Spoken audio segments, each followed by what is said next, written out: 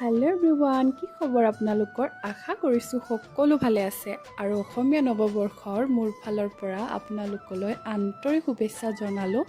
আৰু আজি আমি লগৰ কেইজনী গৈছিলোঁ মন্দিৰলৈ বুলি। মন্দিৰত পূজা পাঠ কৰি আহি বাহিৰত দেখিছেনে ইমান ধুনীয়া ধুনীয়া ফুল, বহুত বেছি ভাল লাগিলে দেখা পাই। সেইকাৰণে নিজলৈ বুলিও এপাহ লৈয়ে ল'লোঁ। আৰু ঠাণ্ডা দিনত জুইকুৰা আৰু তাতে মাংস পুৰা। এইটো পৰ্ক নহয় দেই, এইটো হৈছে চিকেন। চালাড তালাড খাই উঠি বোলো মাছকে ফ্ৰাই কৰোঁ। আৰু এইবোৰ ৰাতিৰ আইটেম আছিলে, যিহেতু আজি মাঘৰ বিহুৰ উৰুকা, সেইকাৰণে বহুত বেছি যোগাৰ হৈছিলে।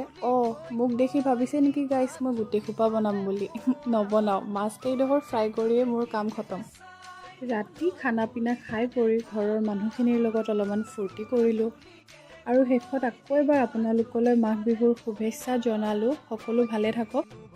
আজিলৈ ইমানেই।